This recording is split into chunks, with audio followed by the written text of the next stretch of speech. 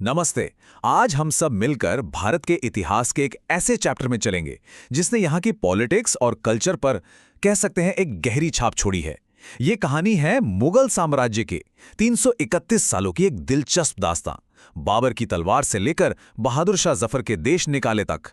अब सोचिए जरा, एक ही खानदान जिसने हमें ताजमहल जैसा अजूबा दिया और बिरयानी जैसा जायका भी। ये कैसे हुआ? चलिए इसी दिलचस्प सवाल का जवाब ढूंढते हैं। तो कहानी की शुरुआत होती है इस एम्पायर की नींव से, और ये नींव काफी हिंसक और अनिश्चितताओं से भरी हुई थी। साल था 1526, जगह थी पानीपत का मैदान।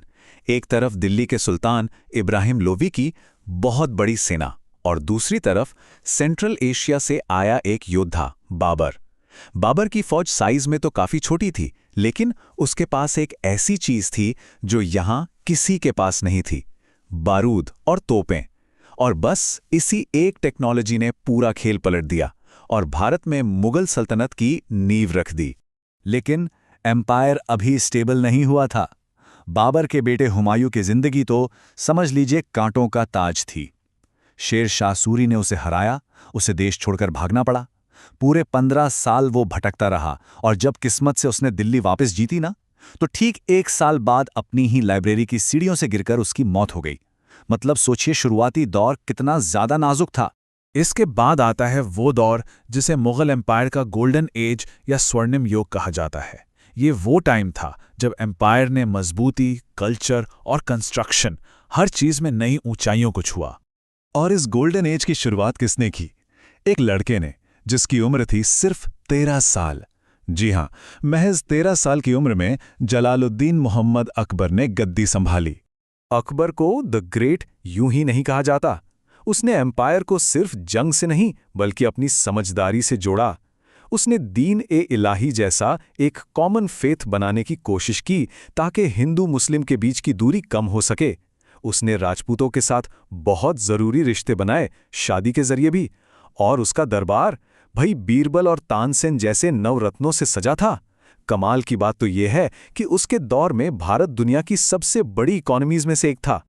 अब अकबर के बाद आते हैं उसके पोते शाहजहां, जिन्हें अक्सर इंजीनियर किंग भी कहते हैं। देखिए, उनके पिता जहांगीर को पेंटिंग और इंसाफ का शौक था, लेकिन शाहजहां, उसका पैशन था आर्किटेक्चर। और इसी पैशन ने मुगल शानो शौकत को उसके पीक पर पहुंचा दिया। और उनका ये पैशन कितना शानदार था, ये तो हम सब जानते हैं। अपनी प्यारी बेगम मुमताज के लिए संगमरमर से बनाया गया एक वादा, ताजमहल। शाही ताकत का सिंबल, लाल किला, और राजधानी की पहचान, जामा मस्जिद। ये मुगल आर्किटेक्चर का वो शिखर था जिसे आज तक कोई छू नहीं पाया। और अब कहानी एक बहुत ही अजीब मोड़ लेती है। हम आ पहुंचे हैं औरंगजेब के दौर में। ये वो वक्त था जब मुगल एम्पायर अपने सबसे बड़े साइज तक तो पहुंचा, लेकिन ठीक उसी वक्त अंदर ही अंदर से टूटने भी लगा। ये देखिए, औरंगजेब के दौर में मुगल एम्पायर ने अपना सबसे बड़ा ज्योग्राफिकल एरिया कवर किया, अकबर के दौर से भी कहीं ज्यादा। उसने लगभग पूरे इंडियन सबकॉन्टिनेंट को अपने कंट्रोल में कर लिया था। पर इस फैलाव की एक बहुत भारी कीमत चुकानी पड़ी। लगातार जंग लड़ते लड़ते खजाना खाली हो गया।